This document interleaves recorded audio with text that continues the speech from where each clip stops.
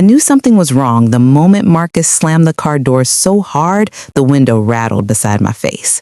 "You know what, Tasha? I'm done. Get out," he hissed, his jaw tight, his hands choking the steering wheel like he wished it were me instead. Before I could even form the words to calm him, he unlocked my door, leaned across me, and shoved it open. Cold air knifed into the car as he snapped, "You got so much to say? Say it to the bus stop sign. I'm out."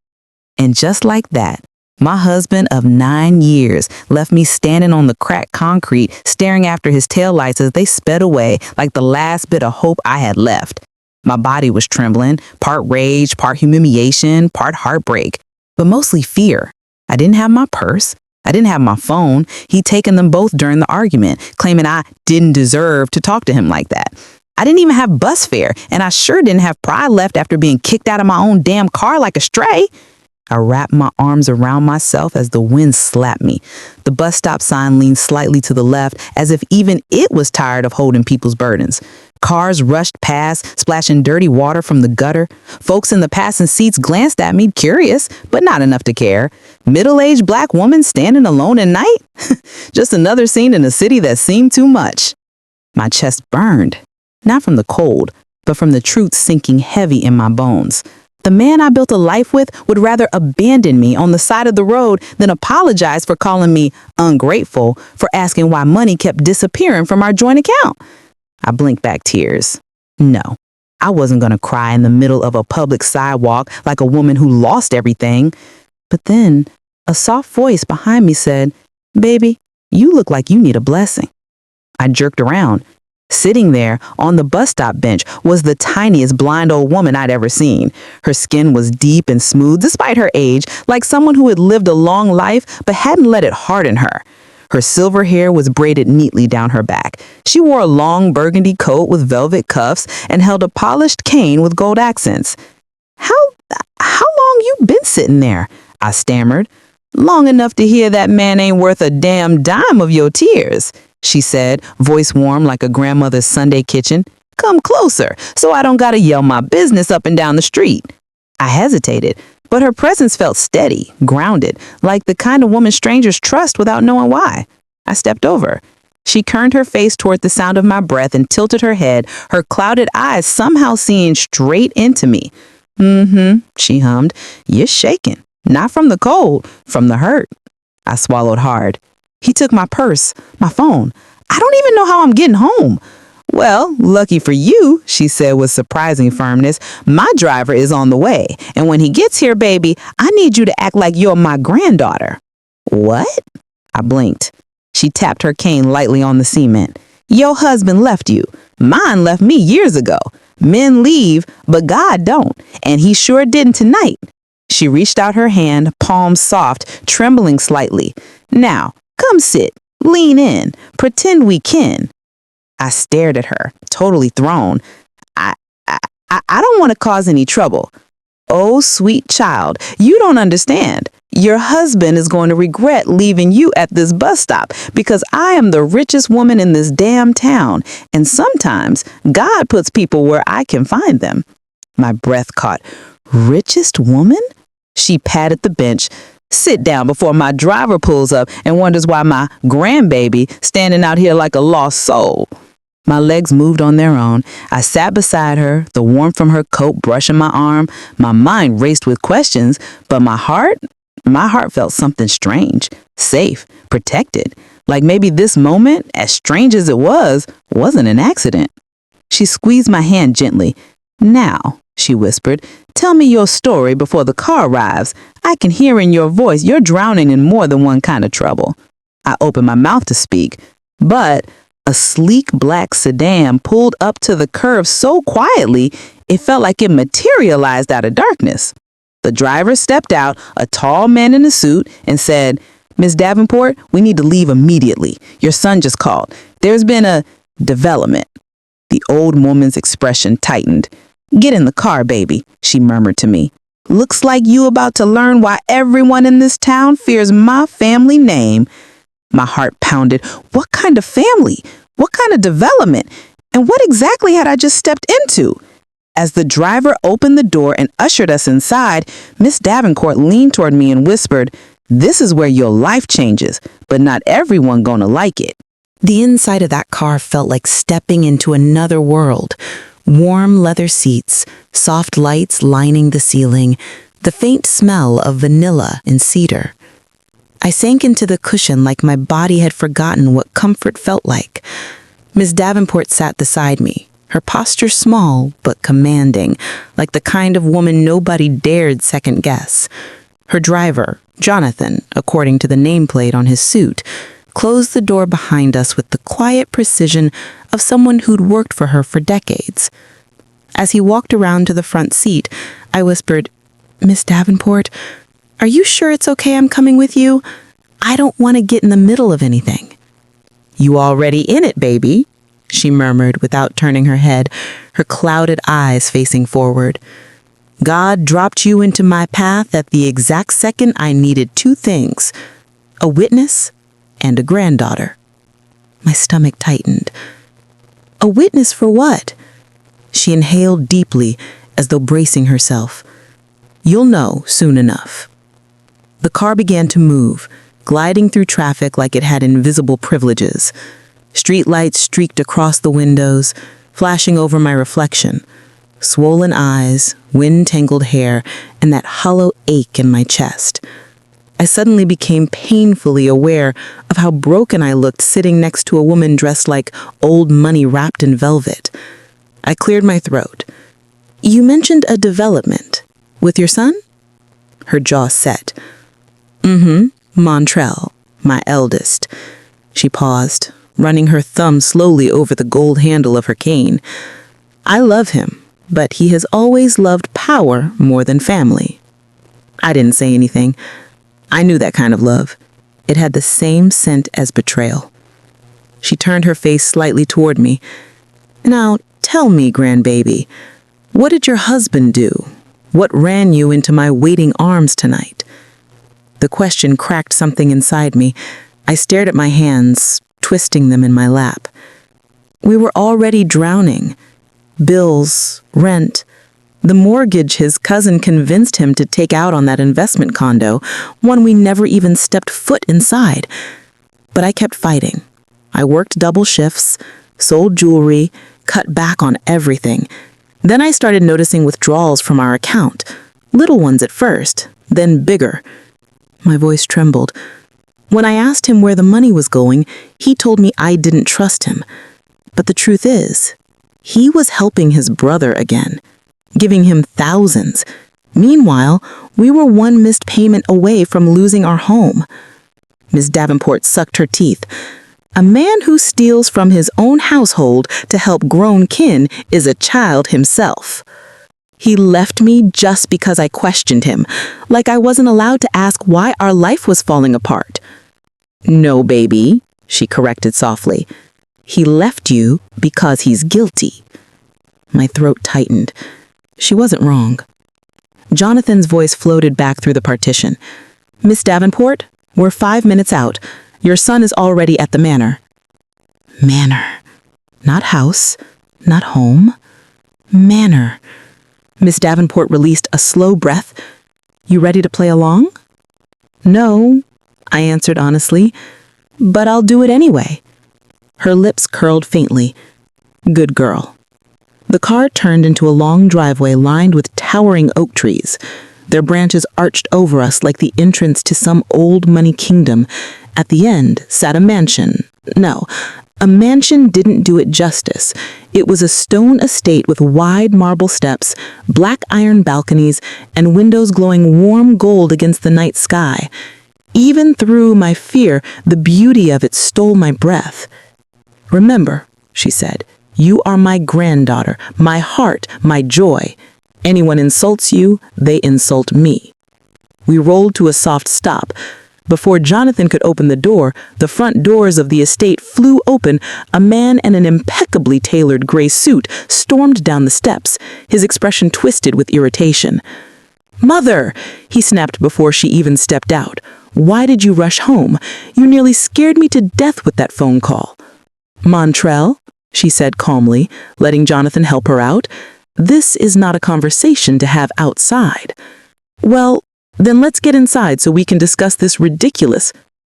His eyes landed on me, froze, narrowed, shifted. And who, he said slowly, is this? Miss Davenport didn't hesitate. My granddaughter. His son blinked. Mother, you don't have a granddaughter. You don't know everything about my life, and you certainly don't dictate who I bring home. His gaze slid back to me, scanning me head to toe, judging every dollar I wasn't wearing. What's your name? He asked, voice cold. Miss Davenport answered before I could. Her name, she said pointedly, is the only person I trust in this house right now. That made his eye twitch. He forced a tight smile. Well then, welcome. But the smile didn't meet his eyes. I hope you won't be disruptive. We're dealing with a delicate matter tonight. Miss Davenport hooked her arm through mine and leaned on me gently. I know exactly what we're dealing with, and so will you soon enough. We entered the house. The moment the doors closed behind us, the warmth of the marble foyer wrapped around me like sunlight. But the tension hit even harder. I could feel it in the air, thick, heavy, like secrets staining the walls. A woman rushed out from the hallway. It must have been Montrell's wife. Flawless makeup, expensive earrings, eyes red like she'd been crying. Mom, please, you have to talk to him. I will, Miss Davenport said evenly. But first, I need to know one thing. She turned her clouded eyes toward her son. Montrell, did you really take $500,000 out of the trust without telling me? My breath caught. His face went pale. Miss Davenport gripped my hand like she needed me to stand with her. We're not going upstairs. We're having this conversation right here, right now. And she nodded toward me, is staying by my side. His light twitched. He forced a tight smile. Well then, welcome. But the smile didn't meet his eyes. I hope you won't be disruptive. We're dealing with a delicate matter tonight. Miss Davenport hooked her arm through mine and leaned on me gently. I know exactly what we're dealing with, and so will you soon enough. We entered the house. The moment the doors closed behind us, the warmth of the marble foyer wrapped around me like sunlight, but the tension hit even harder. I could feel it in the air, thick, heavy, like secrets staining the walls. A woman rushed out from the hallway. It must have been Montrell's wife. Flawless makeup, expensive earrings, eyes red like she'd been crying. Mom, please, you have to talk to him. I will, Miss Davenport said evenly. But first, I need to know one thing. She turned her clouded eyes toward her son. Montrell, did you really take $500,000 out of the trust without telling me? My breath caught. His face went pale. Miss Davenport gripped my hand like she needed me to stand with her. We're not going upstairs. We're having this conversation right here, right now. And she nodded toward me, is staying by my side. Montrell glared at me with a hatred that made my skin crawl. I realized then this wasn't just a family argument. This was a war, and I had just been drafted. And when he stepped closer, lowering his voice so only I could hear, he whispered, "You should have never come here." But before I could respond, a shattering crash echoed from somewhere deeper in the house, followed by a scream. The scream sliced through the house so sharply that every muscle in my body locked. It wasn't the kind of scream people make when they drop a glass or get startled. No, this was deep, terrified, and raw. The kind that warned you the next few seconds might change everything. Miss Davenport's grip tightened around my arm. "Jonathan," she barked, louder than I thought her small frame could manage. Her driver appeared instantly, moving down the hallway toward the sound like a soldier who knew danger by name. Montrell rushed after him, his expensive dress shoes slapping the marble. I helped steady Miss Davenport as we followed, her cane tapping fast and sharp. "What was that?" I whispered. I don't know, she said, but I know where it came from. We moved down a long corridor, lined with family portraits, paintings of men and women who looked dignified, wealthy, untouchable. Their eyes followed us, judging me for even breathing inside their legacy. My heartbeat thudded in my ears, drowning out everything except the soft rustle of Ms. Davenport's velvet coat brushing against my side. Another crash erupted, louder this time, metal clanging, something heavy falling over. Montrell cursed under his breath and broke into a run. We reached a large door at the end of the hall, dark oak, reinforced with a key padlock, the kind of door you put on something that isn't supposed to be touched. Montrell shoved it open so hard it hit the wall. Inside was a study. Bookshelves from floor to ceiling, a massive desk, a fireplace glowing low. But none of that mattered, because in the center of the room, a man was hunched over a large safe that had been ripped open. Papers were scattered everywhere, drawers emptied onto the carpet like someone had been desperate, furious, hunting for something. Miss Davenport inhaled sharply. Lord have mercy. The man turned. He was young, maybe late 20s, with wild eyes and shaking hands. His suit was disheveled, tie crooked, sweat glistening down his forehead. A lamp lay shattered at his feet. He looked like someone trapped inside his own panic. "Aaron," Montrell's wife gasped, rushing in behind us. "Oh my God, what are you doing?" "Aaron. Someone's son. Someone's husband? Or brother?" He stared at us, breathing hard, chest heaving like he'd been running for hours. I had to see," he stammered. "I had to know what he did, what he planned to do with it. You don't understand. If he takes that money, we're done. All of us." Montrell stepped forward, fists clenched. "Get away from that safe." Aaron shook his head, backing toward the overturned chair. "You think I don't know? You think I haven't heard you talking? I know about the trust. I know you moved money. $500,000, Montrell. $500,000 you weren't supposed to touch." Miss Davenport's face went still. "Tell me exactly what you know." Aaron swallowed hard. "I know the business is failing. I know the debts are piling up. I know you've been talking to those men downtown, the ones who don't do clean business." His voice cracked. "And I know you were planning to use the trust to pay them off." Montrell's jaw tightened. "You don't know what you're talking about." "Oh, I know exactly what I'm talking about," Aaron spat.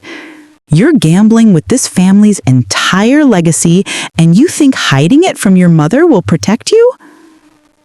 Montrell's wife covered her mouth, tears spilling down her cheeks. "Montrell, please tell me he's lying." He didn't speak, didn't blink, didn't breathe. That silence told its own truth. Ms. Davenport's hand trembled in mine, but her voice, when she spoke, was steel. "Montrell, look at me." Slowly, he obeyed.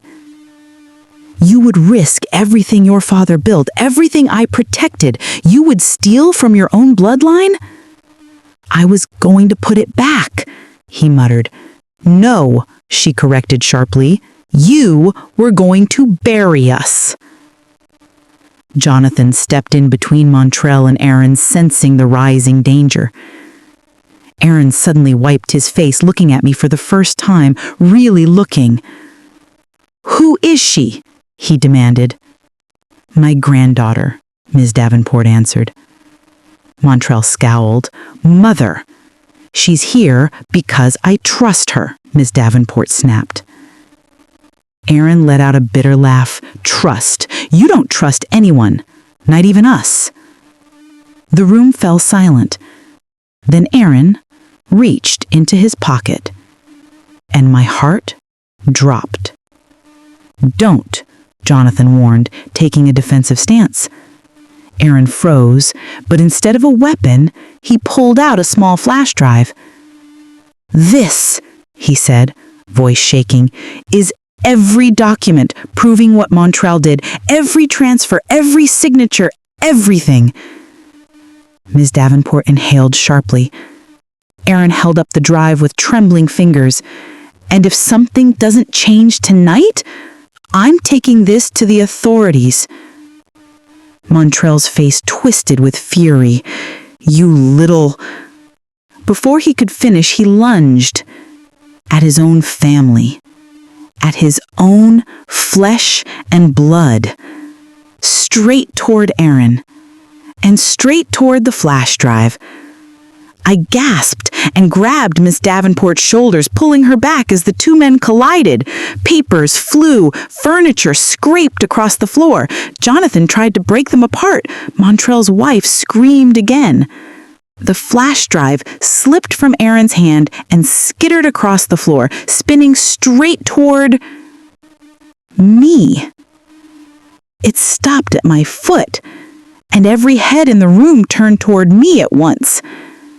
Montrell's voice dropped to something dark, dangerous. "Don't you dare pick that up." But Aaron's voice was desperate. "Please, give it to her. She's the only one your mother trusts."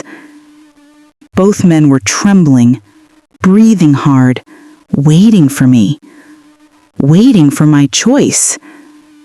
$500,000. A family on the brink of collapse, a truth that could destroy them, a betrayal that felt all too familiar.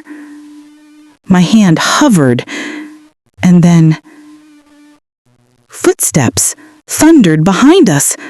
I turned just in time to see someone rushing toward me fast, too fast. A shadow, a figure, a blur, coming straight for the flash drive. I barely had time to gasp before the shadow lunged toward the flash drive at my feet. Instinct took over. I kicked it back behind me, sending it sliding across the polished floor. The figure skidded, trying to grab it, stumbling forward and crashing into the edge of the wooden desk with a sickening thud. Jonathan reacted instantly, intercepting the attacker and pinning them against the wall with frightening efficiency. The man groaned, dazed. It wasn't Montrell. It wasn't Aaron. It was Derek. Montrell's wife cried out. "What are you doing here?" The younger brother, the family's wild card. I'd heard his name in passing during the walk through the house, said with the same exhaustion people reserve for someone who's always in trouble again. Derek spit blood onto the carpet and glared at her. I heard yelling. I came to help Montrell. "Help," Ms. Davenport repeated slowly, "by attacking my granddaughter?" Derek wiped his mouth with the back of his trembling hand. "That wasn't your granddaughter 5 minutes ago." "Oh, but she is now," Miss Davenport replied, her voice a lethal calm. "She became family the moment Montrell decided to deceive me." Montrell's eyes burned holes into me. If hatred had temperature, I'd have burst into flames. Jonathan still held Derek pinned, but the younger brother twisted and snarled. "All of this is because of the damn flash drive. If it wasn't for Aaron snooping around—" "Snooping?" Aaron shouted, his chest heaving. "You stole from the trust too. I saw the transfers. You think I didn't?" Derek's glare slid to his brother like a blade being sharpened. "You had no right." "I had every right when both of you were about to drag this family straight into legal hell," Aaron snapped. Before Derek could respond, Ms. Davenport slammed her cane on the floor, hard. The crack echoed through the room like thunder. "Enough!" Everyone froze. Her clouded eyes seemed wider than ever, but her voice, Lord, her voice carried weight that silenced generations. "I have heard enough lies tonight to last me the rest of my years," she said, breathing shallowly. "Montrell, Derek, You both will sit down, now." Neither man moved. "I said sit down." Her tone made even my soul straighten its spine. Reluctantly, both men obeyed, Montrell dropping into the leather chair with a scowl, Derek yanked by Jonathan and placed in the chair across from him. Miss Davenport turned toward me and extended a trembling hand. "Come here, baby." I stepped forward. My knees were unsteady, but something inside me had shifted. I wasn't the woman abandoned at a bus stop anymore. I was standing in the middle of someone else's crisis, and I mattered. When I reached her side, she lifted my hand and placed it gently over hers on the cane. "Did you find the flash drive?" she asked softly. It slid behind me. I didn't pick it up." "Jonathan," she said without looking away from me, "retrieve it." He walked around the desk, bent down, and lifted the flash drive from the floor. When he brought it to her, she nodded toward me. "Give it to her." I froze. "Me?" "Yes, you," she said firmly. "You, who has nothing to gain or lose by this truth. You, whom God placed in my path tonight." Jonathan placed the flash drive in my palm. It felt heavier than it should, like it carried more than data, like it held the fate of everyone in that room. Montrell leaned forward, voice dangerously calm. "Mother, you don't understand what you're doing." "On the contrary," she replied slowly, "I understand perfectly." Derek scoffed and shot to his feet. "This is ridiculous. We're letting some stranger decide our future?" Jonathan shoved him back down. But Miss Davenport never raised her voice. Strangers often see what family hides. Her words cut deeper than any scream could have. I swallowed. "Miss Davenport, what do you want me to do with this?" She lifted her chin. "I want you to listen, and then I want you to tell me what you think should happen." My stomach lurched. "Me? Decide?" "Yes, granddaughter, you." Montrell slammed his fist onto the desk. "This is insanity! You can't put our legacy in the hands of some woman you found on the street." "Watch your mouth," Miss Davenport snapped, turning so sharply toward him that even her blindness looked fierce. "God sees more in her than I ever saw in a son who steals from me." Montrell's lips pressed into a thin, deadly line. The entire room felt like a ticking bomb. Before I could find my voice, Jonathan cleared his throat. "Miss Davenport, should we perhaps move this conversation to your private study? There are sensitive matters." "No," she interrupted. "This room is fine. Because before I make any decisions tonight, I need to hear the truth from every soul in this room." She squeezed my hand gently, and I need her to hear it too. My heart pounded so loudly I could barely hear myself breathe. I wasn't supposed to be here. I wasn't supposed to be part of this family's darkest moment. I wasn't supposed to be holding evidence worth $500,000.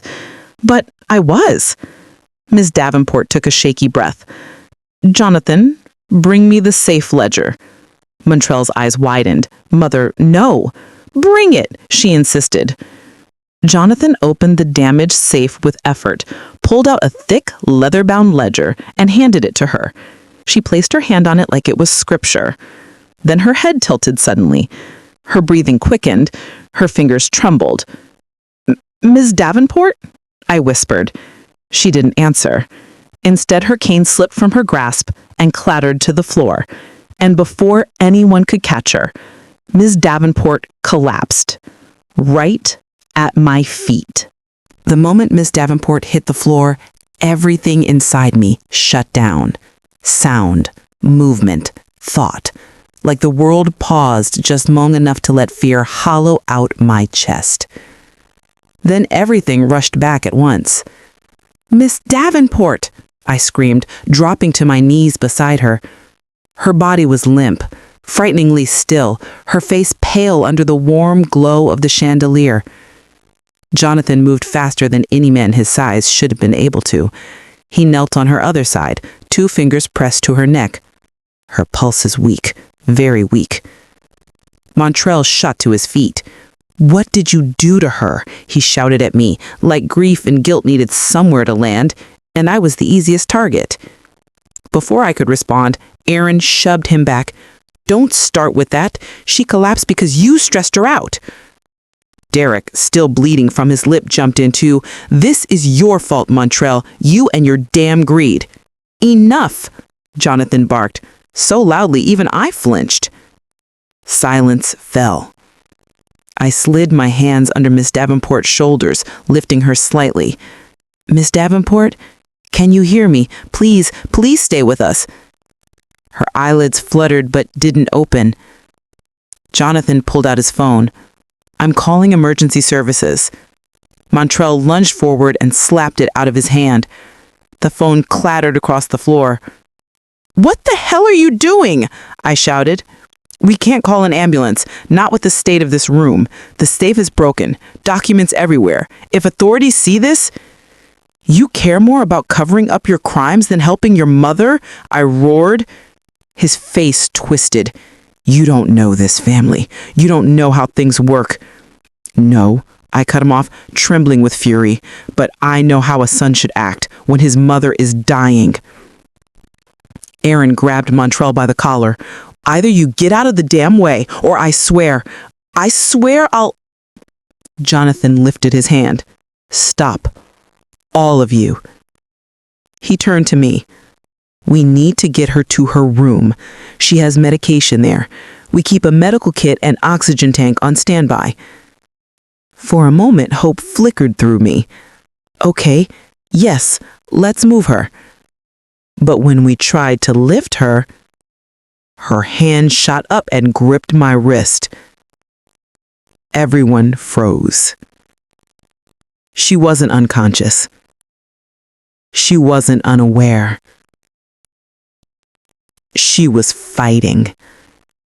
Her voice was barely a whisper, like each word cost her strength she didn't have. "Don't let them hide." My breath caught. Her fingers tightened weakly around my wrist. "Don't," she gasped again. "Let them bury the truth." Her head fell back into my hands, body trembling. I felt emotion burn behind my eyes. "I won't. I promise I won't let them." Jonathan's voice softened. "We must move her, now." He lifted her carefully. I supported her head while Aaron held her legs. Montrell and Derek watched uselessly from the side, both pale, shaken, and haunted by guilt they didn't dare admit. We carried her into the hallway and up the sweeping staircase. Each step felt heavier than the last. The entire mansion seemed to hold its breath, waiting to see whether the woman who had built its legacy would survive the night. We reached her private suite, a massive room with soft cream curtains, dark walnut furniture, and shelves full of framed family photos. A life lived in luxury. A life lived fiercely. A life now hanging by a thread. We placed her on the bed. Jonathan immediately went to a cabinet and pulled out a large medical kit and a silver oxygen tank. He fitted the mask over her face and adjusted the dial. The soft hiss of oxygen filled the room. Her breathing eased slightly, but she didn't wake. "She needs a doctor," I whispered. "It won't matter," Montrell muttered from the doorway. "She refuses to be hospitalized. She always has." I spun toward him. "So, we just hope for the best?" He didn't answer. Coward. Jonathan injected her with something from a vial, murmuring, "This should help stabilize her heart rate." I sank slowly into a chair beside her bed, my hand resting lightly on her frail one. She had been nothing but strength tonight, sharp words, steel spine, fierce will, and now she looked fragile. Like even breathing was a battle she wasn't sure she'd win. My eyes drifted to the flash drive still clenched in my fist. Aaron noticed. You're still holding it. I looked up at him. His eyes were red, his face tormented. Because she gave it to me, I said quietly. She trusted me. Montrell scoffed. A stranger. I cut him off. Say it again. I dare you. He stepped into the room, jaw tight. If anything happens to her, anything, it's on everyone who made tonight worse. Aaron surged forward, pointing a shaking finger at him. You, Montrell, it's on you. Stop blaming the world for the mess you made. Both of you shut up, Derek snapped. Jonathan turned sharply toward him. No, you be quiet too. The room fell silent again. I stared at Miss Davenport, her chest rising and falling beneath the oxygen mask. Soft, weak, too still. Why me? I whispered without meaning to. Why did she trust me? Jonathan paused his work. Because she sees people clearly. Even blind, she sees clearer than all of us. And then he added softly, and she knows when God sends someone. A lump formed in my throat. I'm here. I won't leave. Her hand twitched weakly against mine. Jonathan checked her pulse again. She's stable. For now. Montrell exhaled shakily. I need air. He walked out. Derek followed. Aaron stayed. Eyes full of worry. My fingers brushed the flash drive again. I didn't know what it contained. I didn't know how deep the betrayal went. I didn't know why a stranger had become the keeper of this family's truth. But I did know this. Whatever was on that flash drive, whatever Miss Davenport needed me to do, I wasn't backing down. Then, suddenly, the oxygen machine beeped. Once. Twice. Then fast and frantic, Jonathan's eyes widened. Oh no, no, no, no, her heart rate is dropping again. Miss Davenport's body tensed, and the beeping turned into a single, piercing alarm. The alarm cut through the room like a blade. High, sharp, merciless. Miss Davenport's body jerked once, then went frighteningly still. Her heart rate is crashing again, Jonathan shouted, fumbling for the medical kit. Aaron stepped back, panic twisting his face. No, no, no, no! I grabbed Miss Davenport's cold hand, my voice cracking. Stay with me, please! Please don't do this! Jonathan ripped open a vial, injecting its contents into her IV port with trembling urgency. The alarm kept screaming. Every second felt like a punch to the ribs. Her chest rose shallowly, then slower, then barely at all. Jonathan's voice trembled for the first time all night. She's going into cardiac arrest. Do something! I cried. I'm trying, he snapped, but his voice was raw with fear. Aaron stumbled toward the bed. Mom, please, wake up. This isn't, please. Jonathan shoved the oxygen mask harder over her mouth, adjusting the dial, breathing heavily as he worked.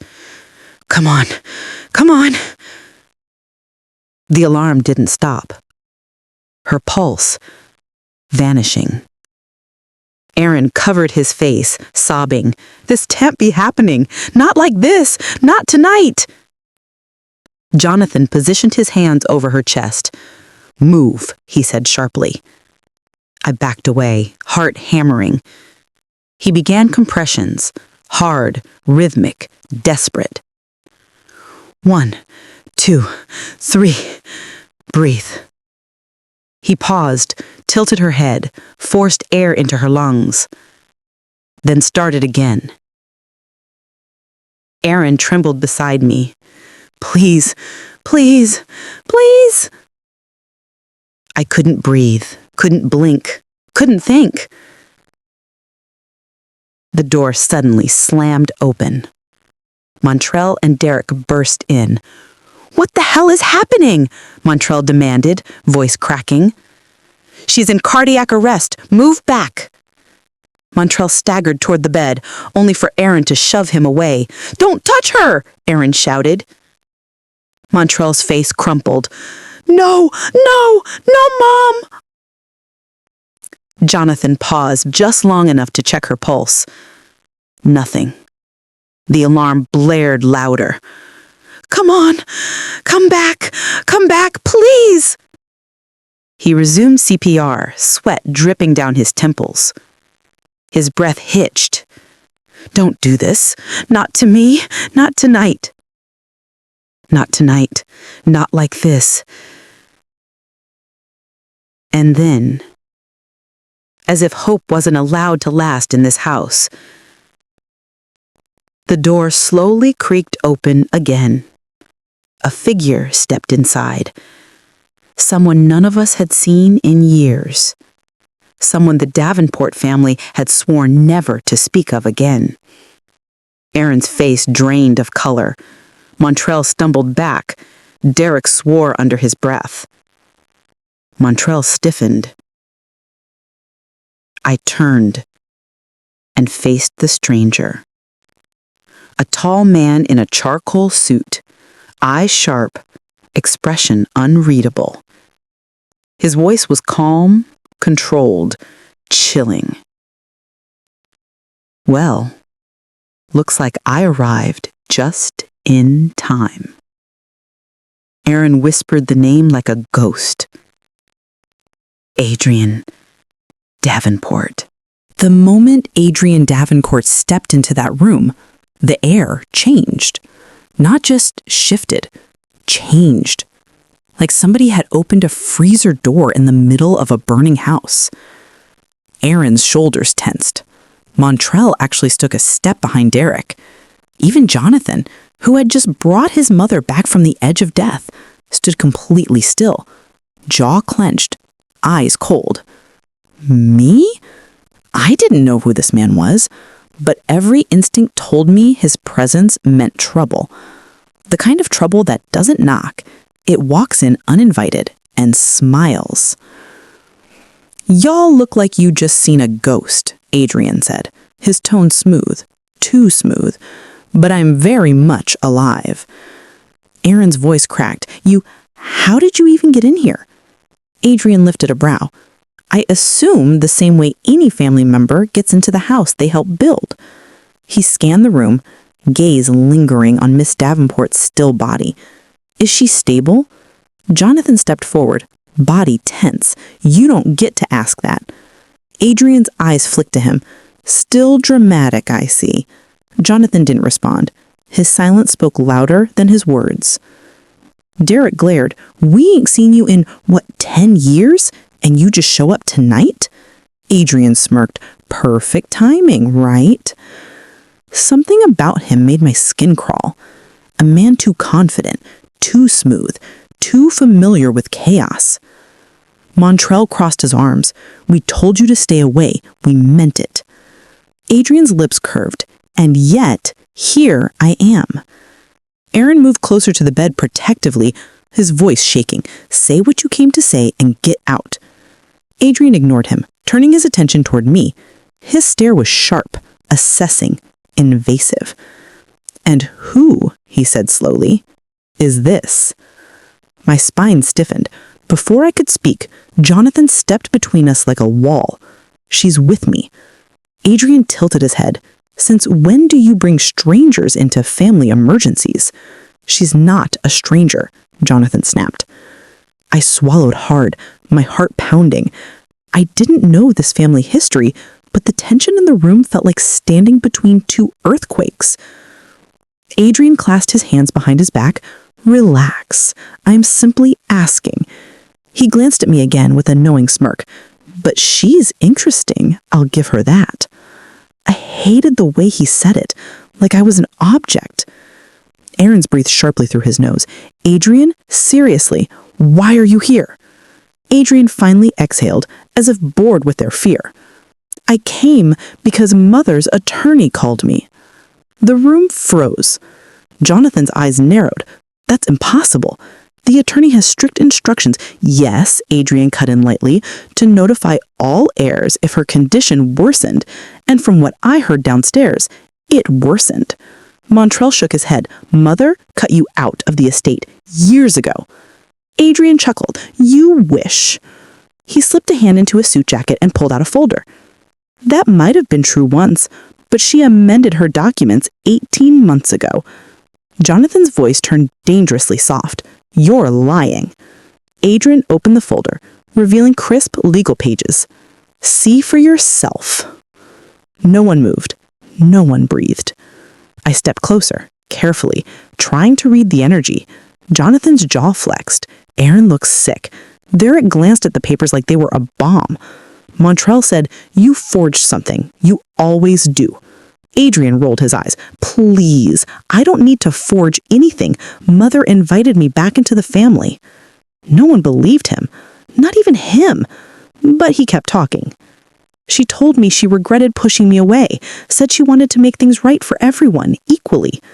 Jonathan looked like he might explode. My mother would never. She did. Adrian interrupted, voice cool and smug.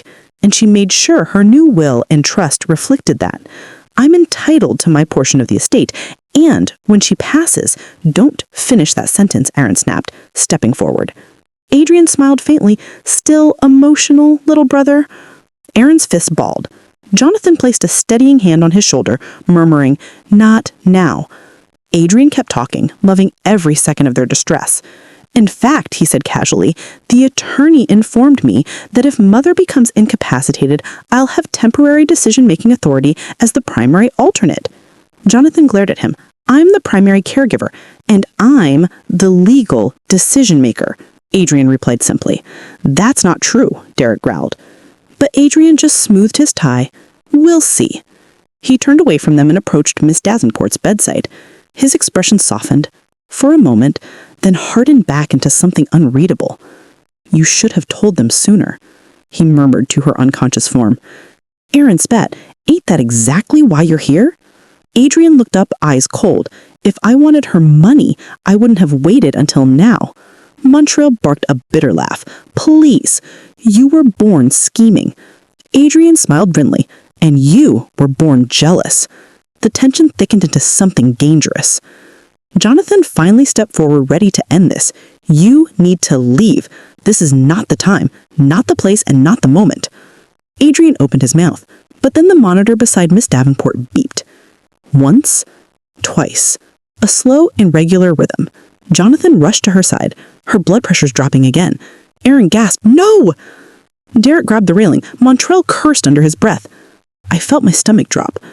Jonathan adjusted the oxygen flow, voice tight. She's destabilizing. Aaron shook his head, tears filling his eyes. We just got her back. She can't... But then, Miss Davenport's eyelids fluttered. Just a flicker, barely a movement, but enough for send all of us into stunned silence. Her lips parted, a breath escaped, soft, fragile, but real. And then in the weakest whisper imaginable, she said, Adrian, stop. Everyone froze. Adrian's smirk vanished. I knew it, Jonathan breathed. She can fear us. Aaron gripped her hand. Mom, can you hear me? Her lips trembled again. No more lies. Adrian stepped back, face paling. What does that mean? Derek asked. Jonathan leaned closer, voice shaking. Mom, what lies? Tell us, please. What did he do? Miss Davenport's breathing hitched, painfully, and with all the strength she had left, her hand lifted, shaking, reaching, pointing, straight at me. My heart stopped. Aaron turned toward me, stunned. Why is she... Jonathan's confusion mirrored his. Mom, who is she pointing at? Why? Miss Davenport inhaled sharply, her whole body trembling, and forced out a single rasping word. Protect. The room erupted. Aaron staggered backwards. Montrell cursed. Derek looked between us in disbelief. Jonathan grabbed my arm like he needed to keep me standing. But Adrian's face changed completely.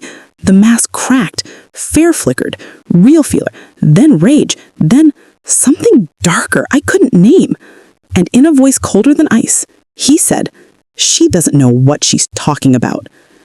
Jonathan stepped in front of me, shielding me. The hell she doesn't. Adrian's jaw clenched. I don't know what story she thinks she's about to tell, but I won't let anyone ruin what I've worked for. His eyes locked onto mine.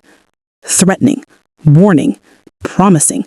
Before anyone could respond, the hallway light suddenly flickered, then dimmed, then went completely out. The entire floor dropped into darkness. Aaron shouted, "What's happening?" Derek's voice echoed near the wall. The power, why would it... Then a loud boom rattled the walls. Then a hiss, a spark. Someone screamed.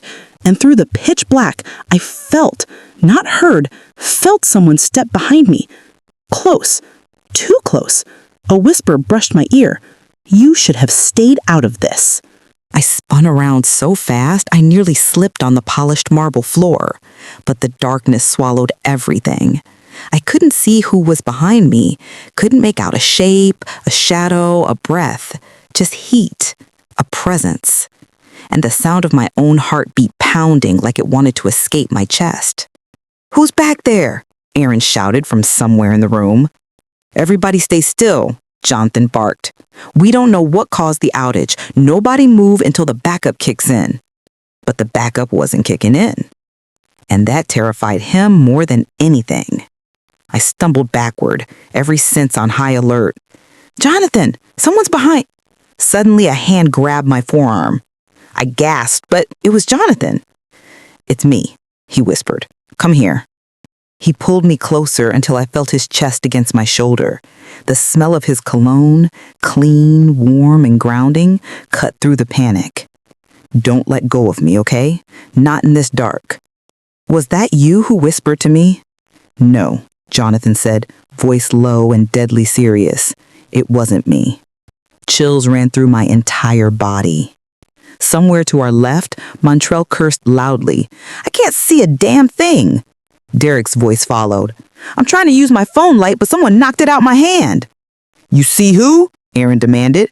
"No, man, I just felt somebody hit me." And then, a low chuckle slid through the room. "Adrian." "Relax," he said, voice floating in the dark. "Too calm, too controlled. No one's hurting anyone. This is simply inconvenient." Jonathan tightened his grip on me. "Convenient for who? You the only person who benefits from chaos." "Chaos?" Adrian echoed. "Please, I thrive in order, structure, planning." "That why you showed up unannounced?" Montrell growled. "That why you came with forged documents?" Derek added. Adrian scoffed. Accusations in the dark. How original. Aaron snapped. "You think we don't know you by now? Power goes out the same moment Mom wakes up and exposes you? That's real convenient, ain't it?" A long silence followed. Too long. Then, Adrian spoke with ice in his tone. "She didn't expose anything. She pointed at her and said protect. You expect us to ignore that?" I felt every eye, though unseen, turn towards me. Jonathan's grasp tightened protectively. Adrian sharpened his voice. "What exactly do you all think she needs protection from?" "You," Derek answered instantly. "No," Adrian softened, but in a sinister way. "Me? No. I think you're giving me too much credit." "Oh, I doubt that," Jonathan muttered. "Actually," Adrian continued, "I think the real danger in this room isn't me." Jonathan stiffened beside me. "What is that supposed to mean?" Another flicker, this time from the hallway. Not enough to light the room, just enough to give one horrifying second of visibility. In that flash, I saw Adrian's silhouette, standing on the opposite side of the bed, smiling. And directly behind him, the shadow of another figure. Someone tall, someone broad, someone none of them had noticed until now. Then, darkness swallowed us again. Montrell's breath hitched. Did y'all see someone else in here? Yes, I whispered. Yes, Jonathan echoed. Montrell nearly shouted, "Who the hell got in this house?" Derek dropped to a crouch, panic rising. "There ain't no way a stranger should be in here. We got security." "Not enough," Adrian murmured. "You brought someone with you?" Jonathan snapped. Adrian didn't answer. That silence was answer enough. Rage surged through the room like heat. "You set us up," Aaron yelled. "You always bring trouble everywhere you go," Montrell added. But Adrian finally spoke, and his voice wasn't angry. It was almost bored. "If I wanted to harm you, I wouldn't do it in the dark. I prefer people to see what's coming." Jonathan's hand began guiding me slowly toward the door. "We need to get out of this room, all of us." "Not without Mom," Aaron insisted. "She needs medical stability, and we don't even know if the machines are running properly." A sudden crackling sound cut him off. The monitor sputtered, flickered, then powered back on fully. And in that exact moment, all the lights snapped on at once. So bright it burned my eyes. I shielded my face, blinking rapidly. When my vision finally cleared, the first thing I saw was Miss Davenport. Eyes closed, chest rising slowly, alive. The second thing I saw, Aaron, Montrell, and Derek standing shoulder to shoulder ready to fight. The third thing, Jonathan still holding my arm, positioning himself between me and danger. And then, Adrian, standing there with that same calm smirk, but without anyone behind him. No mysterious figure behind him, no intruder, no shadow. As if nothing had ever been there. Aaron's breath hitched. "Did y'all see someone else in here?" "Yes," I whispered. "Yes," Jonathan echoed. Montrell and the other boys were all staring at Adrian like crazy. "I know what we saw," Jonathan whispered to me. "I know too," I nodded stiffly. "Start talking, now." But Adrian didn't fold, didn't sweat, didn't flinch. Instead, he lifted his hand and smoothed his tie. He said calmly, "I think you all are letting adrenaline cloud your judgment." "No," Jonathan growled, stepping forward. "I think you're lying." Adrian leaned back casually. "And I think you're overreacting." "Overreacting?" Montrell barked. "Then explain the damn lights going out." Adrian shrugged, almost amused. "Old houses have wiring issues." "No," Jonathan shook his head. "This is a smart home system with triple backup. That blackout was intentional. Someone triggered it." "Maybe." Adrian's gaze flicked toward me. "Maybe not." My spine stiffened. He noticed and smiled. Jonathan lunged, not to hit him, but to get in his face. "If you go near her again..." But Adrian cut him off with a whisper, so quiet we barely heard it. "She's not who you think." The room went still. My chest tightened painfully. "What does that mean?" Adrian's eyes locked on mine. Calculating, sharp, predatory. "Ask her," he said softly. "Ask her who she really is." Jonathan snapped. "Stop trying to manipulate everyone." But Adrian didn't look away from me. Not once. He spoke slowly, deliberately. "She knows why she shouldn't be here." My heart stalled. I felt every muscle in my body tense. Jonathan immediately stepped even closer, shielding me. "Don't listen to him." But Adrian smiled. A smile that said he knew something I didn't want known. Before anyone could respond, a piercing scream echoed from downstairs.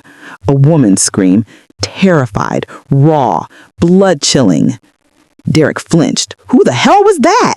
More screaming, then running footsteps, then a voice from the hallway shouting, "The vault! The vault has been breached!" The scream ricocheted through the mansion like the walls themselves were terrified. "The vault! The vault has been breached!" Derek sprinted toward the door. "Oh, hell no!" Jonathan grabbed his arm. "Wait! We don't know what's down there. Who's down there?" "I don't care," Derek snapped.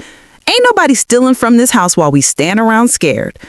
Montrell joined him instantly. "I'm going with you. Let's move." Aaron hesitated, torn between his mother and the chaos downstairs. "But Mom..." Jonathan shook his head. She's stable for the moment. But if the vault's been compromised, that means someone got past security, past the cameras, past all of it. And you know exactly who I'm looking at, Derek growled, eyes drilling into Adrian. Adrian shrugged. Not guilty, not panicked, not anything. Just calm. Too calm. Believe what you want, but I've been right here in the dark with all of you. That don't mean you didn't bring somebody with you, Montrell shot back. A distant bang echoed up from below. Derek swore again. I'm going. Now. He dashed out of the room, Montrell right behind him. Aaron hesitated, torn between his mother and the chaos downstairs. But Mom, Jonathan shook his head. She's stable for the moment, but if the vault's been compromised, that means someone got past security, past the cameras, past all of it. And you know exactly who I'm looking at, Derek growled, eyes drilling into Adrian. Adrian shrugged. Not guilty, not panicked, not anything. Just calm. Too calm. Believe what you want, but I've been right here in the dark with all of you. That don't mean you didn't bring somebody with you, Montrell shot back. A distant bang echoed up from below. Derek swore again. I'm going. Now. He dashed out of the room, Montrell right behind him. Aaron followed, but not before grabbing my arm for just a second. Stay close to Jonathan, okay? Don't let anyone separate you. I nodded, throat tight. I won't. When they were gone, the room felt too bright, too exposed. The air pulsed with tension so thick I could barely breathe. Ms. Davenport lay unconscious but still fighting, her monitor steady now, but I could swear even they were anxious. Jonathan stayed beside me, steady and protective. We're not moving until I know it's safe. I swallowed hard, nodding. Adrian stood on the opposite side of the bed, his eyes locked on me like a hawk watching prey.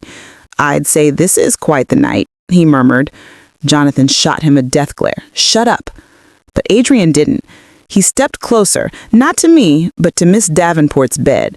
He looked down at her, as though she were a puzzle he'd been studying for years. You always tried to control everything, Mother. Every detail. Every person. Even me. He looked up, eyes cold. But you failed. Spectacularly. Jonathan charged toward him, but I grabbed his arm. Not now. Not here. Adrian's smirk deepened. See? She understands timing.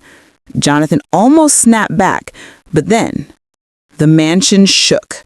A deep, rumbling thud. Then shouting, then pounding footsteps racing up the stairs. Aaron reappeared in the doorway, chest heaving. Somebody broke into the vault. They were already inside when Derek and Montrell got down there. Jonathan paled. Inside? That's impossible. You need fingerprints, codes, retinal scan? Yeah, which means whoever did it knows this house, knows the systems, knows everything. His eyes cut straight at Adrian. But Adrian didn't blink. I told you I didn't bring anyone. Then explain how someone got into a vault only blood family has access to, Aaron shouted. A muscle in Adrian's jaw twitched, but he kept his face composed. Perhaps one of you forgot to lock it. Montrell pushed past Aaron and re-entered the room, panting. The alarms were disabled manually. Someone did it from inside the security terminal. Jonathan's voice dropped to a whisper. Inside? You mean in the house? Montrell nodded grimly. This wasn't a break-in. This was someone already here. Adrian tapped his finger on the bed rail, still maddeningly calm. Well, that narrows the list, doesn't it? His eyes drifted to me again. Jonathan, stop looking at her like that. But Adrian didn't stop. He took a single step closer, gaze locked on mine, reading me, judging me, peeling me open without permission. You know something, don't you? My stomach nodded. I don't know anything. He tilted his head. Lying doesn't suit you. Jonathan moved so fast I barely saw it. He shoved Adrian back a full step. If you accuse her one more time... But Adrian held up his hands. No need for violence. I'm simply observing. Everyone keeps acting like she's the victim here. Maybe she is. Or maybe she's something else. My breath hitched. You don't even know me. "Oh, but I do," Adrian whispered. Jonathan stiffened. "What did you just say?" Adrian didn't look away from me. I recognized her the minute I walked in. My knees nearly buckled. No, he couldn't. Jonathan grabbed Adrian by the collar. "Tell us exactly what you mean." Adrian whispered, "Ask her." Jonathan stepped in front of me, turning to me with confusion and alarm. What is he talking about? I opened my mouth, but before I could speak, another shout echoed from the hallway. Montrell flinched. What now? A guard sprinted into the doorframe, sweating, breathless, terrified. "We found a body." Everyone froze. A body?" Aaron repeated. The guard nodded violently. "One of the external guards. He's in the corridor by the generator room, knocked out cold, maybe worse." Jonathan swore under his breath. "Somebody hit the generator manually to cut the lights." Aaron wiped sweat from his forehead. "So whoever's in this house ain't scared to hurt people." Montrell looked at all of us. "But they didn't take anything." Jonathan turned sharply. "What?" Nothing from the vault was missing. Not cash, not jewelry, not bonds, not documents, nada. I blinked. Then why break in at all? The guard turned toward me, eyes wide with fear and confusion. "Because the intruder wasn't looking for treasure." Aaron stepped closer. "Then what were they looking for?" The guard swallowed hard. "They weren't trying to steal anything." He looked directly at me. "They were trying to find someone." My blood ran cold. Jonathan grabbed my hand. "We are leaving this room now." But Adrian smiled, slowly, darkly. "That's right. Someone's here for her." Jonathan shoved him back. "You stay away from her." But Adrian only laughed under his breath. "You can protect her from all of us if you want, but you can't protect her from the truth." I shook my head, voice trembling. "I don't know what you're talking about." Adrian cut me off, his voice a razor. "Then why did my mother wake from near death and use her last strength to say protect and point at you?" All eyes turned to me again. The room thickened with questions I wasn't ready for. But before I could answer, a second guard sprinted up, shouting, "We found something else." Jonathan snapped. "What?" The guard lifted a small object, a phone, a cracked, smashed phone. My phone, the one I'd lost at the bus stop after my husband left me. My breath stopped. Aaron frowned. "Why is her phone in the generator room?" The guard hesitated. "Because someone used it." "Used it for what?" Jonathan demanded. The guard exhaled shakily. "To unlock the vault." The moment the guard held up my cracked phone, my entire stomach dropped like I'd swallowed a stone. For a second, the room dissolved into a slow-motion film strip. My life at the bus stop, Marcus's taillights, the blind woman's hand on my arm, all of it slotted together like scenes in a movie someone else was directing. I felt the old humiliation flare hot and new panic spike under my ribs. How had my phone, my lost, battered phone, ended up in the generator room, used to unlock the vault of a house I'd never seen before in my life until tonight? I started, but my voice was a thread. Aaron's face turned to ice. "You didn't what? Drop it? Plant it? Explain yourself." Jonathan's hand tightened on my wrist so hard I could feel his pulse. "Who has access to her phone? Who could use it from inside the house?" The guard swallowed. "We pulled GPS. It pinged from inside the compound about an hour ago. Whoever used it didn't roll it around. Used it. Logins, swipes, passcodes. Someone knew how to make it work." The hush that followed felt venomous. People leaned in, searching my face like pages in a book with dog-eared secrets. Montrell's eyes were flat and full of accusation. Derek's jaw clenched like he wanted to bite words off. Even Adrian's stare, calm, surgical, felt like it cut.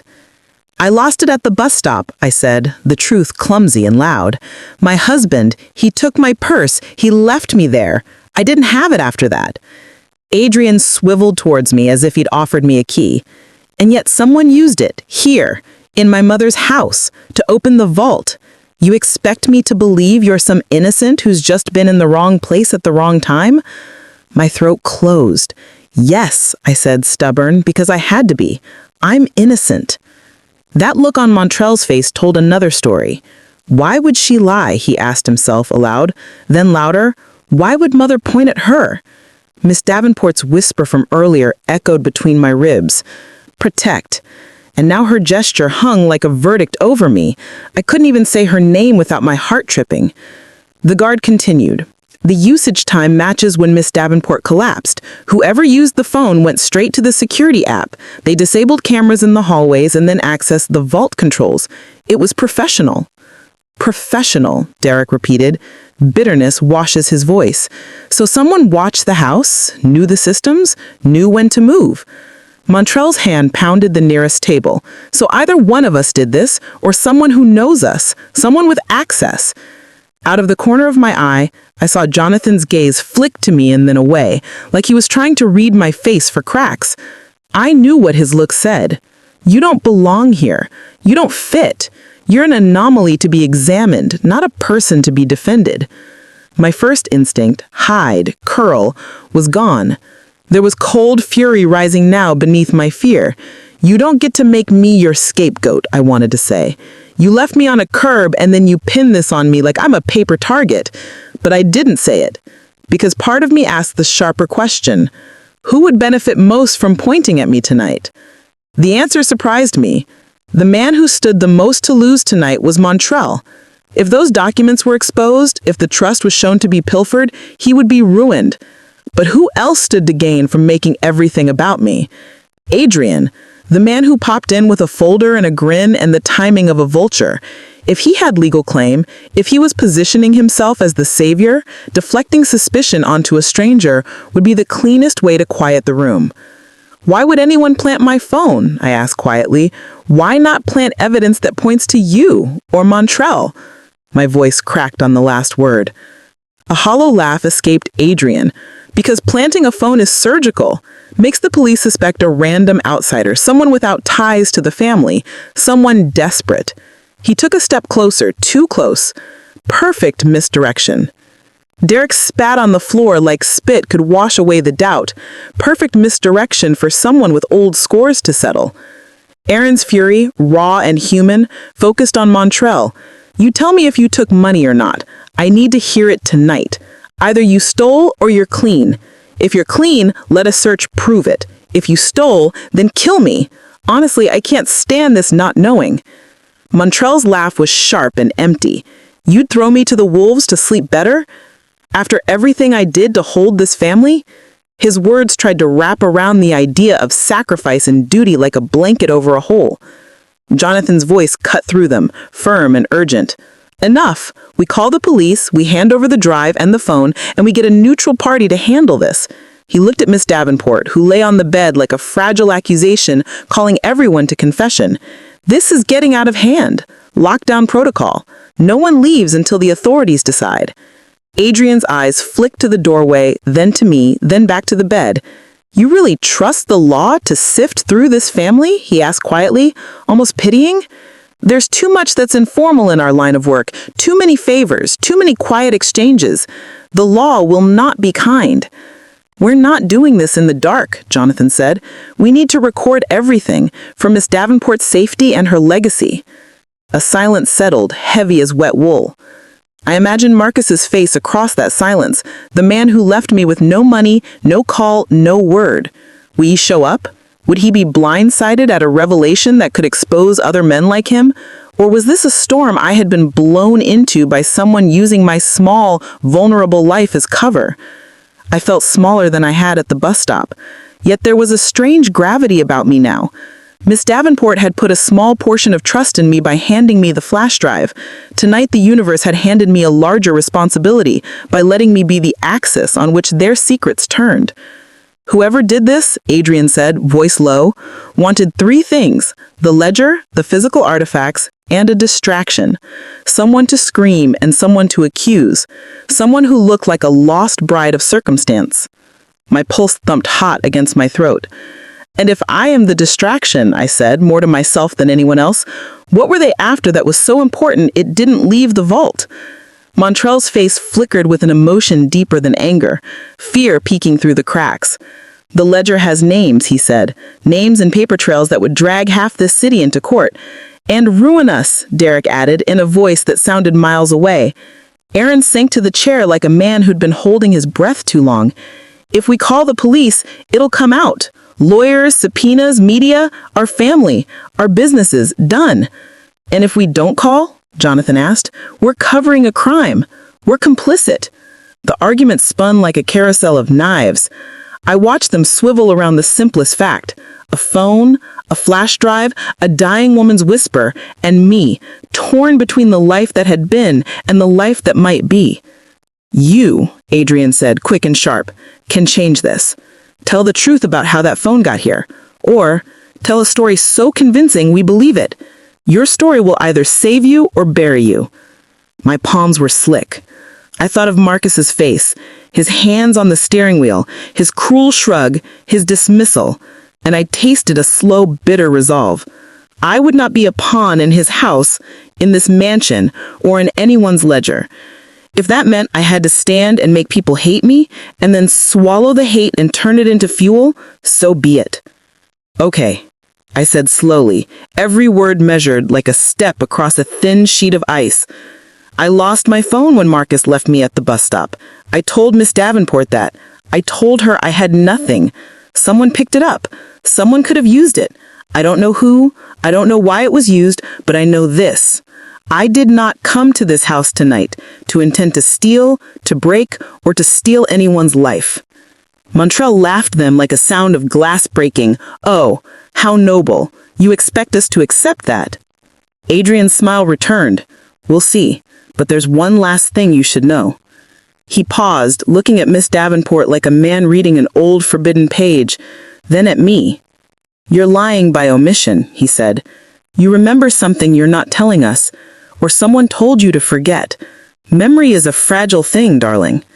I opened my mouth to argue, to deny, to spit the truth of my own fading recollections, but before I could, the chandelier above us shuddered, and one of the crystal drops fell, shattering on the floor like a shriek. The room held its breath. And in that held breath, a soft sound came from the hallway, a small, unmistakable sound that brought the blood out of my face and into my hands. Footsteps, barefoot, slow, approaching. The footsteps were soft, dragging, almost hesitant, like someone unsure of their place in the hallway. Everyone froze, each person turning their head toward the door, as though the air itself had taken shape and begun to walk toward us. Jonathan moved first, shoulders tense, hands sliding instinctively toward his phone. No one else should be upstairs, he said quietly. Security sealed these floors. Another crystal trembled on the chandelier, humming with the vibration of whatever tension clung to the house. I felt it deep in my sternum, like the air was trying to warn us. Derek whispered, "Is someone playing with us?" But the steps continued, slow and deliberate, the pace of someone who either didn't care they were discovered, or someone who wanted to be. My heart thudded so loudly it drowned out my breath. Adrian motioned for the guard to open the door, and when he did, the hall was still, empty except for the faint shadow that flickered near the end like a ripple in the air. And then she appeared. A figure in an oversized gray coat stepped from behind the corner, her hair wild, her glasses askew, her breathing unsteady. Her skin looked pale and clammy, but her presence was unmistakably human. For one fractured moment, the room inhaled as one. "Marcus?" I whispered, not because the figure resembled him, but because the fear of him had followed me for hours. But it wasn't him. It wasn't any man.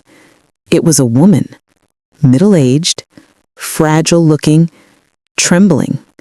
She reached out a hand, fingers shaking. "It's her," Derek murmured. Isn't that the housekeeper from the East Wing? The woman's mouth opened, but her voice came out scraped and dry. I didn't mean to. She looked at me, then at Adrian, then at the guard. They told me to stay quiet. A cold, crawling sensation wrapped around my spine. Jonathan stepped forward. Who told you to stay quiet? She swallowed, her throat bobbing. Someone came to my door, slipped something under it. A note. Montrell's eyes narrowed. A note saying what? That I should pretend I hadn't seen anything. That I should act normal. That the money would be delivered after the investigation. My pulse nearly stopped. Money. Investigation. Someone paying off the help? Who paid you? Adrian's voice cracked like a whip. She glanced around the room, her eyes darting like cornered prey. She wasn't lying. She wasn't hiding the truth. She was terrified of it. But when she looked at me again, her face softened. I saw you, she whispered. Tonight, at the gate. He was standing next to you. My breath caught. Who? She hesitated, wiping a trembling hand against her coat. The man who handed me the envelope. The man who told me to lie. He was with you at the gate, arguing with you. It felt like someone had stabbed a hot needle through my ribs. Marcus, I breathed, the name acidic in my throat. The room erupted with voices, shouting, disbelief, accusations. Jonathan, her husband? You're saying her husband is tied to this? Derek, how does her man even know this house exists? Aaron, we need to find him, immediately. Adrian, oh Adrian, simply leaned back, hands clasped, like a judge who'd expected this verdict all along. Interesting. Very interesting. My knees nearly buckled. Everything was crashing together so violently I could hardly breathe. He betrayed me. Not just emotionally, not just financially. He didn't just leave me at a bus stop. He used me. Used me as bait, as cover, as a distraction. I saw it now. His desperation, his restlessness, those late-night calls he thought I slept through, the strange receipts, the sudden anger when I asked simple questions. I thought he'd been cheating. I thought he'd been gambling. But I never imagined this. Never imagined he would drag me into something dangerous enough to shake a mansion full of powerful, angry men. The housekeeper's voice wavered again. He said to make sure that if anyone asked, I should say I never saw him, that he was never inside. Every head swung to me like I'd been struck by a spotlight. I didn't know, I whispered, my throat burning. I swear on everything I have left, I didn't know he was involved. He left me. He took my purse, my money, my phone. Because he needed the phone, Adrian said, eyes narrowing. My stomach flipped. No, I whispered. No, that can't. Your phone unlocked the vault, Derek. How else could this happen? My vision blurred. My breath stuttered. I felt myself unraveling and fighting to stay conscious at all once. Marcus, my husband, the man who walked away without a shred of guilt? He'd framed me. He'd stolen my phone. He'd used it. He'd dragged me into a crime that had nothing to do with me. Jonathan stepped closer, voice steady. We need to call the police. Now. Adrian held up a hand. Not yet. Everyone turned toward him sharply. Not yet? Derek barked. She was set up, and the thief is still out there. Adrian's face twisted with a calculating expression I didn't like at all. If we call the police now, Marcus runs. If we keep this in-house just a little longer, we can catch him ourselves. Catch him? I asked, voice hoarse. He turned his gaze on me like I was a piece of a puzzle he'd just found the last edge to. Oh, yes, he said. Because he's coming back. My stomach dropped. What? Why would he come back? For the final piece. The one he didn't get. He pointed straight at the flash drive in my pocket. My breath stilled. The ledger, the truth, the paper trails. He's coming for that. Anid. And as the final words left his mouth, a loud, heavy bang echoed from the lower floor. Then another. Then a third. Blunt, forceful, unmistakable. The sound of a door being broken open. He's already inside, the guard whispered, and the room went silent. The moment that third bang thundered through the mansion, every nerve in my body snapped awake. It wasn't the sound of someone knocking, it was the sound of someone breaking in. Someone who didn't care who heard, someone desperate enough to tear through anything that stood between him and what he wanted. My heart punched against my ribs as Jonathan barked, "Secure the room! Now!" The guards moved, slamming the door shut and forcing a chair beneath the handle, like we were in some kind of siege. Adrian's voice sliced through the panic. "He's going for the drive. That's the only reason he'd come back. That man is not here for any of you. He's here for her." Dozens of eyes turned to me again, but this time it wasn't suspicion. It was realization. Marcus hadn't just thrown me away at the bus stop. He'd thrown me straight into the lion's den, knowing I'd be the perfect distraction while he went after something worth far more than my dignity, my marriage, my life. Tears stung my eyes, but behind the sting was a rising flame. Rage, betrayal, survival instinct kicking like a heartbeat. I held the flash drive tighter in my fist, feeling its edges press into my palm. Downstairs, the crashing grew louder. Something metal scraped. A door slammed. Footsteps, heavy, determined, raced up the stairs. The door rattled as someone tested the handle.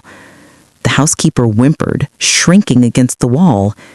Even the men, big, confident, wealthy men, looked shaken. Jonathan whispered, "He's not here for conversation." No, he wasn't. Marcus fought dirty. Marcus planned ugly. Marcus always made sure the person he blamed suffered more than he ever would.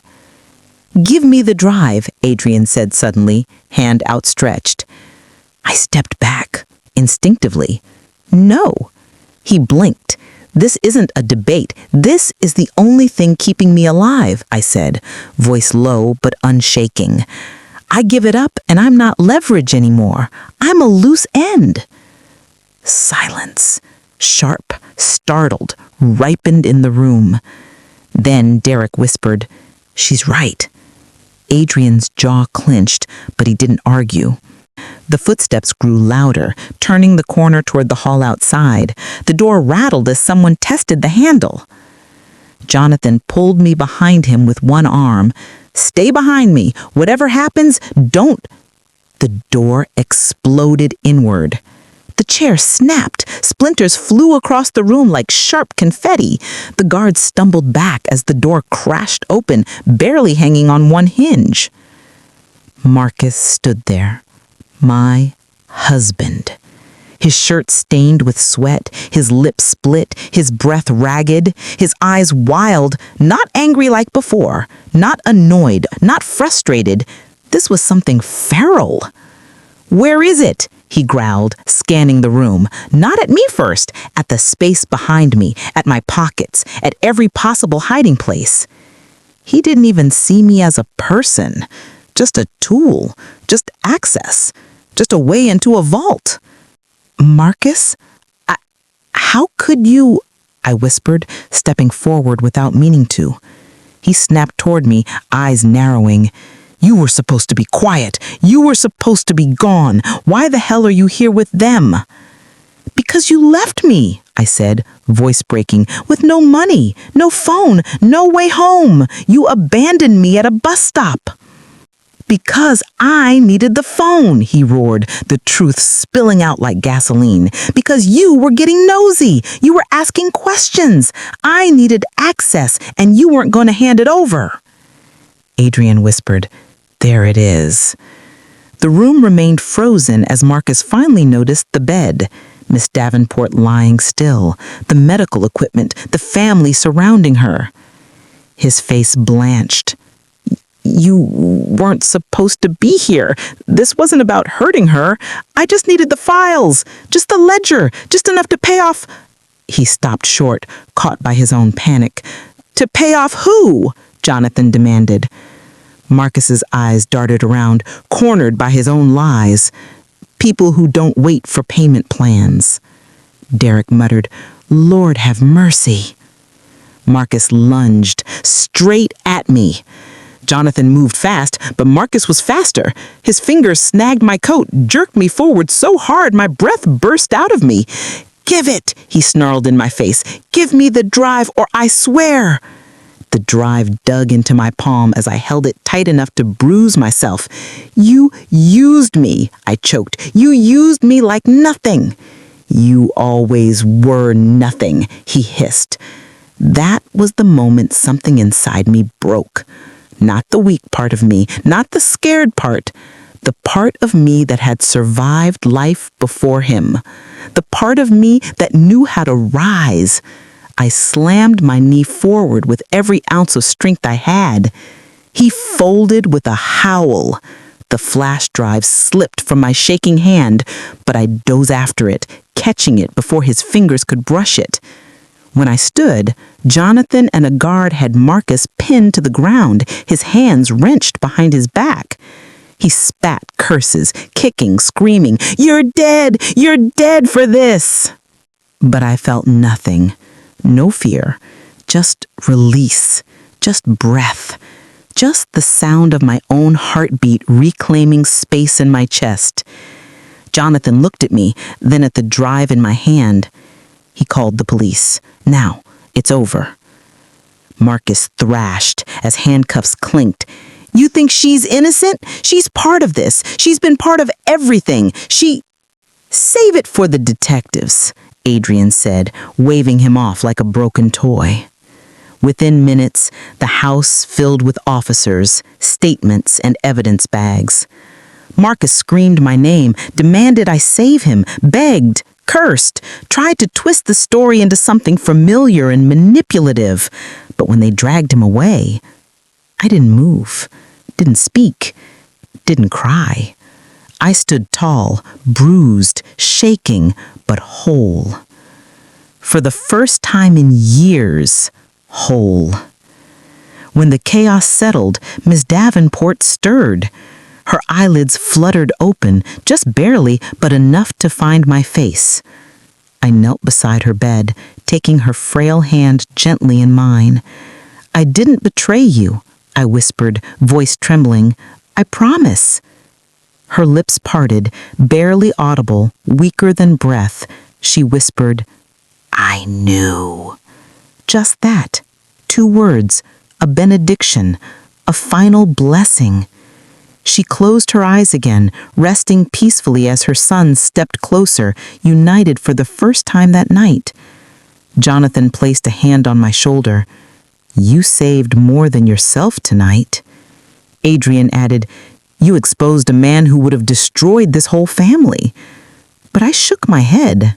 "No," I said softly, "Marcus destroyed himself." I stepped back from the bed, from the brothers, from the wreckage of a night that had upended my entire life. And for the first time since that bus stop, I felt the world open, wide, possible, mine. I breathed in, one deep, steady inhale. I wasn't the abandoned wife anymore. I wasn't the scapegoat. I wasn't the distraction or the pawn. I was the woman who survived betrayal, who held the truth in her hand and didn't let it crush her, who had been lifted up by a blind old lady who saw clearer than anyone else in the room, who had saved herself. And as the officers led Marcus out into the night, his shouts fading into nothing, I whispered to myself, I rise. And I meant it. If you learned something new from my life story, please like this video, subscribe for more stories like mine, and comment down below where you're watching this video from. I'd truly love to know.